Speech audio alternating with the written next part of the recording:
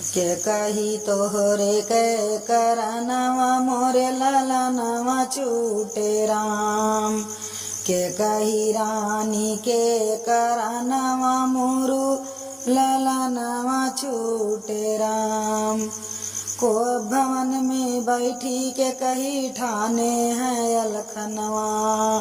को भवन में बैठी के कही ठाने हैं अलखनवा। राजा राम कवि जबनवा भरत कदई दे गद्दी के कही तोहरे के करनवा मोर ललनवा छूटे राम।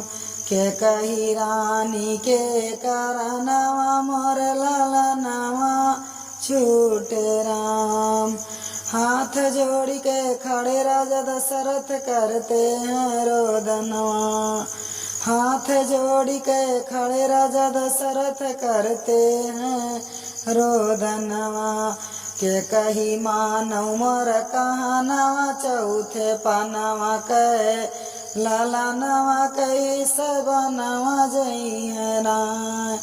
चौथे पनवा के ललनवा कई सबनवा जई है राम।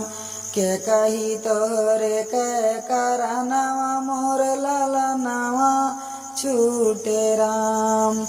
के कही रानी के करनवा मोर ललनवा छूटे राम। रामा लक्ष्मण खेलत रहला धरे धनुष पर बनवा। रामा लक्ष्मण खेलत रहला धरे धनुष पर बनवा। जनक दुलारी पहिन के साड़ी बनवती रही भोजनवा। के कही तोहरे के करनवा मोरू ललनवा छूटे राम। के कही रानी के करनवा मोर ललनवा छूटे राम। के कही रानी के करनवा मोर ललनवा छूटे राम।